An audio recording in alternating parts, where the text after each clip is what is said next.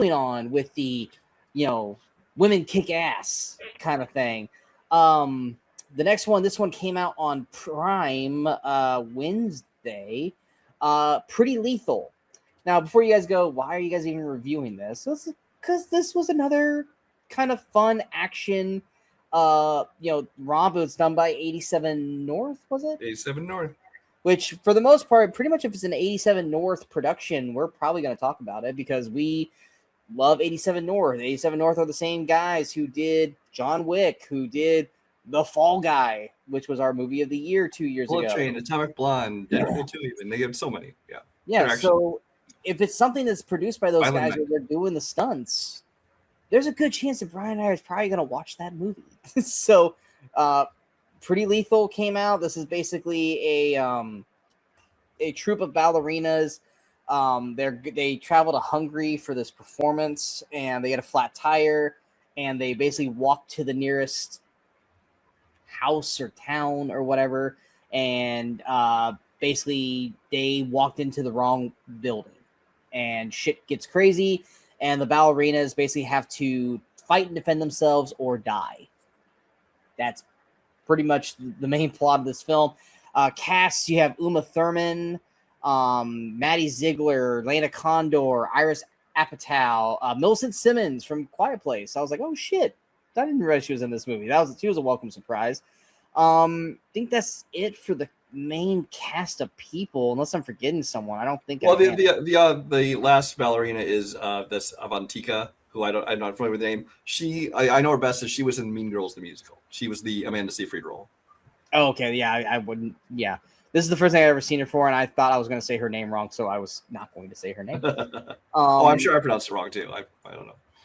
Avantika is probably how I would have sounded it out as well. I guess I'll go first on this one. I will say the first probably half hour, I was really not.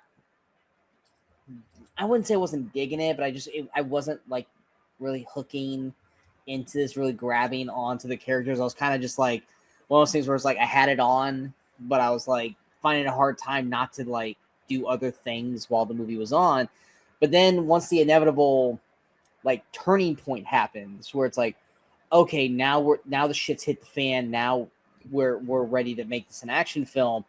I definitely started paying attention more, and once again, that's when 87 North comes in, and that's when this movie gets actually interesting. And yeah, it's batshit crazy. It really, really is.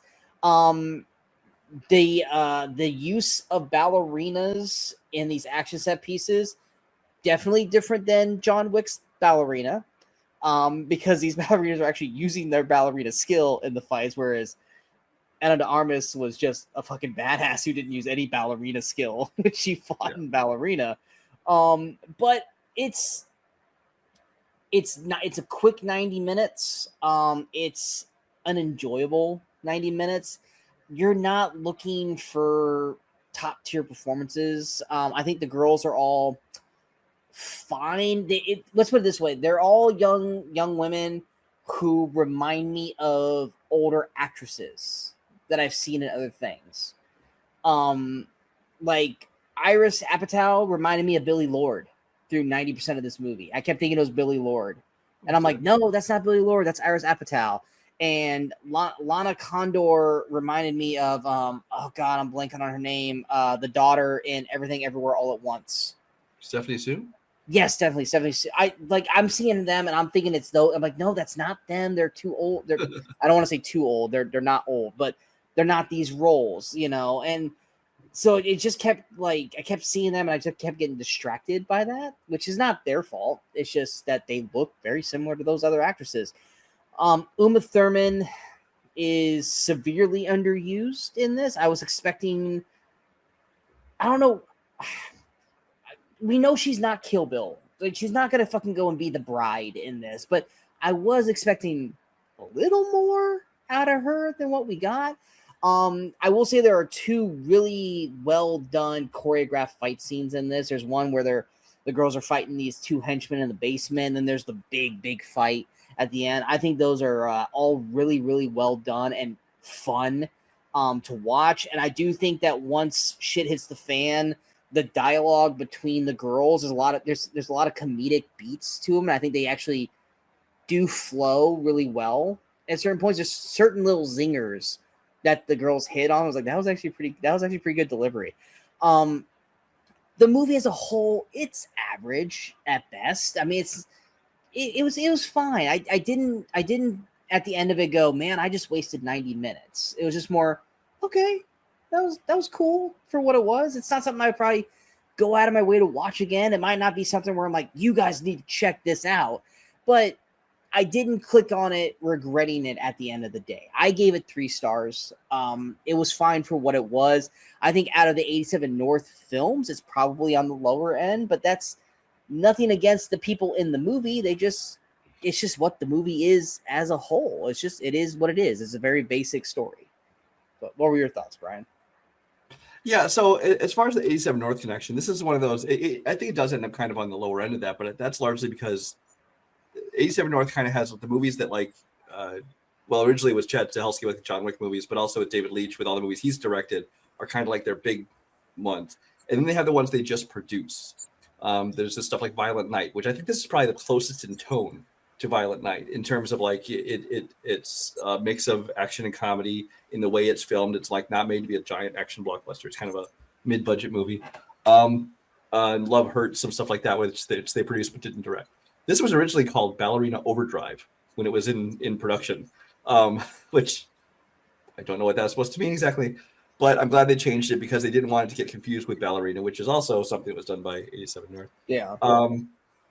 But I think that they were smart in doing that because otherwise you get too many comparisons because people are already still comparing it to Ballerina.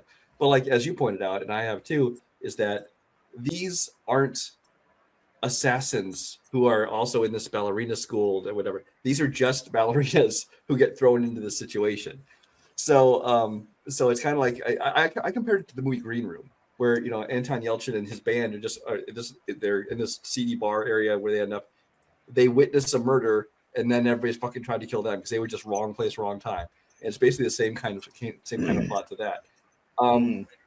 Actually, from the very beginning, because I was watching this, I wasn't super interested in it, but I'm going to check it out because I bet the action's good, and it was. But as soon as I started watching this movie, I actually did like all the actresses. I think that they all play their characters well. I think that the chemistry and interaction between them, whether they were ones that got along or whether some of the ones that weren't getting along, I think that they all did that very well. I do think the one they put kind of in the lead, Maddie Ziegler, I think she's the weakest of the bunch, in my opinion. But I don't agree with that. I thought she was fine. She was fine. She's fine, but I think I liked the other characters better. I thought they were better actresses too. But excuse me. But like I said, it was still I liked even those character moments in the first like half hour when they have to kind of set up the characters and set up the scenario and the plot. But really, it is once the action kicks in. The action is definitely the strong point of this movie for obvious reasons, and I think it was very well done. Although sometimes when they're putting when they're these little tiny ballerinas are just doing these spin moves for their ballet routine, and it's knocking down these giant mercenaries and these trained assassins and stuff, and it's like really we're gonna do this thing where it's not like Ballerina where she was trained. None of them are trained assassins in this. They're just goons. Well, but there's still people who are clearly some kind of gangsters, and they're used to physical confrontations, and they have guns, and these little girls are just doing their spin moves and knocking them down, and they're putting blades on their shoes, and it's one of those things you just have to suspend disbelief to But they have a literal line in the movie that made me go okay, which is like, we are like perfectly trained machines with the ballerina. Like, we are toned, we are muscular, we're just more petite, but we know how to fuck people up if we do it the right way. And it's like, yes, but when they're doing their routine, their choreographed routine, it just happens to be knocking out everybody because they just attack them in the right, They also have like razor blades on their ballerina. That's what I'm saying, though. It's you just have to let go and give in to the whole concept of it. So it's a little silly, but like I said, I enjoyed it. I enjoyed the action of it. The actors I thought were all fine. I do think Uma Thurman, like you, I think was kind of underused, but I think part of that was the fact that I think you're supposed to assume she's the big bad of the movie, and of course, the end you find there's a different character that's going to really come into it and change things up a little bit. I just think like where we ended with her, I was just kind of like, man, I kind of wish we went a different way. I did feel like it kind of ended abruptly. Yeah. The final scene, but yeah, but no, I enjoyed it. I gave it 3 stars as well. It was fun. It was enjoyable. Yeah.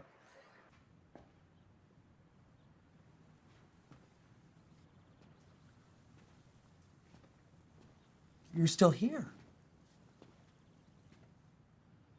It's over. Go home.